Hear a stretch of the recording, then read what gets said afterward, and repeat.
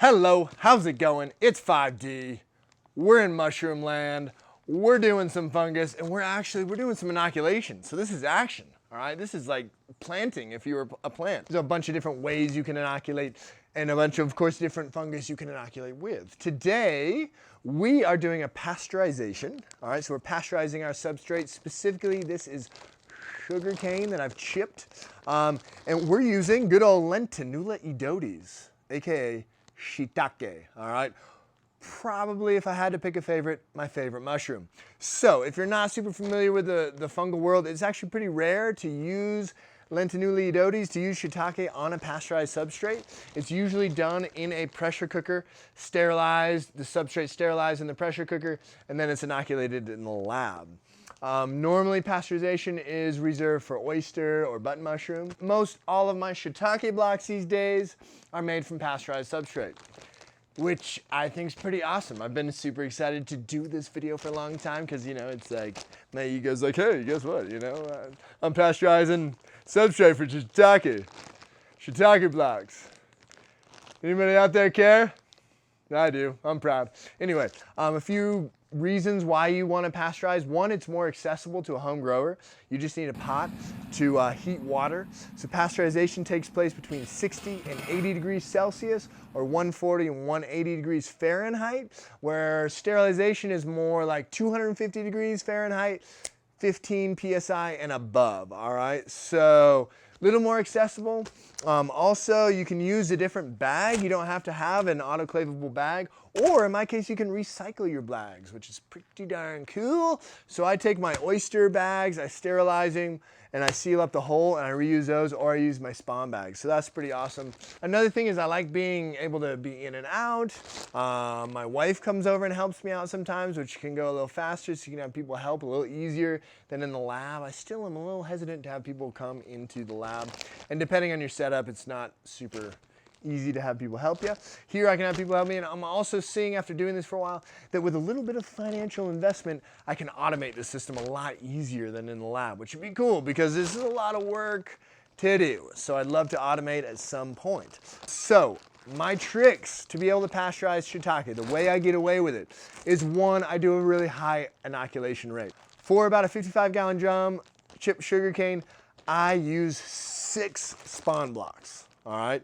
I'm pretty sure you could get away with using 4 spawn blocks, all right? I haven't done that yet.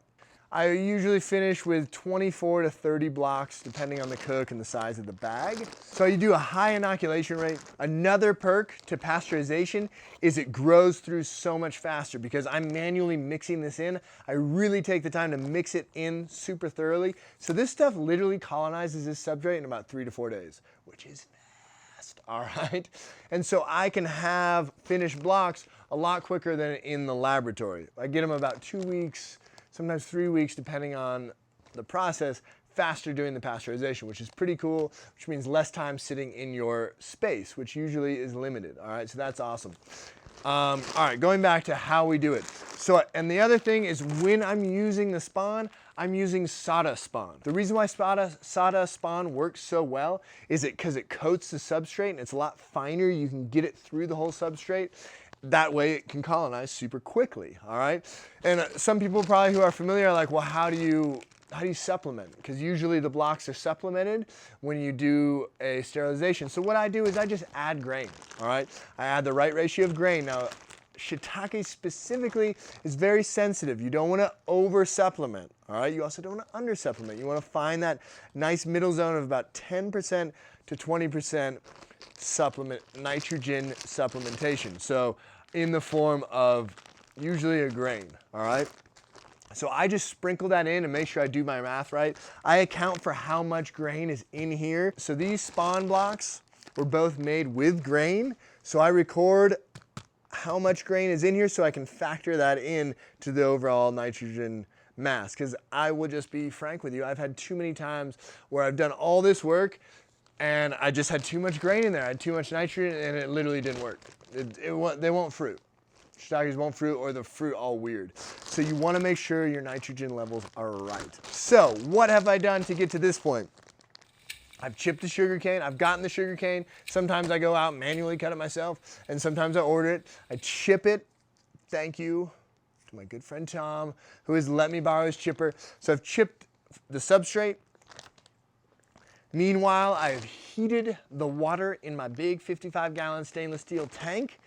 And I take it to about 85 degrees Celsius, all right? Sometimes I've even dropped it in at 90 degrees Celsius. So that is higher than what you want to hold it at. But when you drop this big mass of cane in there or whatever you're using, it's gonna drop that temperature right in your range, because I like to have mine at a high. I'd like to be 70, 75, which is like 160 plus degrees Fahrenheit. That's what I want to hold it at. And I like to hold it at all the utmost, so I do 2 hours and then I hoist it out. So I've chipped, I've brought my water to 85 degrees, I've dunked that sugar cane in there, I've maximized, filled all my space, got it down in there, held it at that temp for 2 hours before I hoist it out of there. Now make sure that you drop a long probe thermometer down in there and you can see in the internal core, because even though you're dropping it in super hot water, it takes a while for that temperature to move into the core of the substrate. All right, so monitor that. Once you hit that temp in your core, that's when your clock can start. 2 hours, and then I hoist it out. Basically, I have a nice pulley system where I use a Z-drag coming in from the rafting industry, a Z-drag to hoist that basket up and out of there. If I didn't have a Z-drag, it would take 5 men to hoist that basket out of there, all right? I work alone, so I got a Z-drag, I can do it by myself. You could also buy, you know, like an electric winch or something like that. But personally, you can rig up a system for super cheap and hoist it out yourself. Then I let it drain for at least a half an hour, sometimes an hour, and then I dump it onto the table and let it cool, all right? So I usually cool it manually with my hands. I mix that, cool. It's also awesome because a lot of the water evaporates out of there, because for shiitake, you like a nice dry substrate. So cool it. Once it's cooled, and I again use a probe thermometer, make sure we're under 100 degrees so I don't kill the mycelium. And then I mix in the mycelium. Cool. And so I'm very thorough mixing in. It's usually kind of nice because the mycelium is a little, from the substrate, it's a little darker. I mix it in super thoroughly. So basically the mycelium has to grow like less than an inch to colonize, right? Because it's just permeated through the whole thing. So right now, we're gonna break this spawn up. We're gonna drop this spawn out here. Smells so good. It's a good idea to smell your substrate, because after you've been doing this for a while, you know what each thing smells like. And you know if there's any contamination in there. You also know visually, but sometimes you know that nice nostril sense, you can detect something that shouldn't be there. So if you've ever inoculated in a lab, this part's kind of a hard part, because you got to break it up. And usually you break it up in the bag, you know, which isn't the end of the world, but it does take a little while, and it's hard to get it really fine. Where it took me a while, a buddy who was working with me kind of talked me into doing this way, where I actually just dump it out and I like rub it to break it up really, really nice. Which is awesome, which makes it super fine, which helps to really spread and maximize my mycelial area, right? And yeah, so then I mix it in real good, then I bag it up. Okay, so we've mixed thoroughly. We've got a mountain of mixed substrate. And my backup crew has arrived to help take it home. And we are gonna do some what? Some bagging. We're gonna do some bagging, yeah? So we've got wonderful gloves here for our little helper bee. We've got Mini Man holding it down low. Cool. So yeah, now we're basically gonna take these old bags that we've sterilized, yeah, and we're gonna fill these up. So some bags are big, some bags are small, depends on the scoop size. We're gonna put them in here, and then the other nice thing about doing the pasteurize is you can pack them really, really, really tight, more so than in the lab, so it's a lot more of a dense substrate. So we're gonna go ahead and bag up, yeah? We've got the up and coming mushroom inoculators. Not even up and coming, right now, in effect. Boom.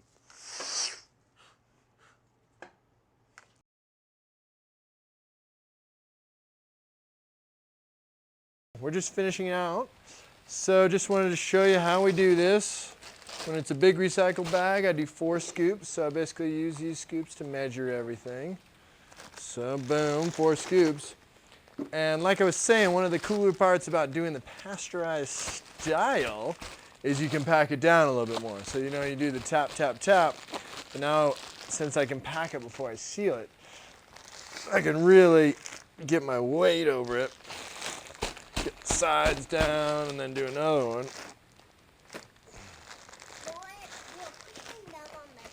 I know. Why? Why? Just because I'm using the table to have a nice surface to push against. But if you was on the table, would you break it? Maybe. And so, boom. Now it's that much more dense because I've been able to pack it that much more. I don't know if you can tell, but I can. It's like just the perfect blend of substrate to spawn. That will literally be fully colonized in 3 days. I'll show you. It's amazing. So yeah, the pasteurization is awesome. I get to hang out, you know, with my boy. Otherwise, I'm just in the lab all by myself, missing each other, right? Cool. So that's the last one. Now we're almost done, but we're not done yet. Now we got to seal all these bags. And then we gotta eat berries. Now we got to eat berries that he picked. Well, I picked a lot more than those. You picked a lot more, and you just brought a few for me. So yeah, it's a full day affair, but look at this. We got 32 new bags, blocks made of shiitake, future shiitake. In other, like when you put it in the lab, you like see a front, like a border of colonizing mycelium. But in these, it's just kind of flushes white because it doesn't need to travel very far and it locks in. And yeah, it can mature quickly. So basically all I'm gonna do now is record, all right? So it is really important to get yourself a little mushroom book if you're doing this on a regular. I will admit, I slacked off on recording and it cost me a lot of time and money because when you make mistakes, it's nice to know why, right? Or if things go well, it's nice to know why. So I record a lot of stuff. Basically, I record the weight of all these things, how much it weighs out, how much spawn I use, how much grain spawn I used, how many blocks it made, and all that good stuff. Time of day, anything I can think of to record, I record, date, blah, blah, blah. It's very important. So do that. And so basically that's what I'm going to do now. And then I'm going to take these guys in the spawn room and then I'm done for now. Thanks for tuning in to 5D Fungus. It's been Shiitake inoculation here on the 5D.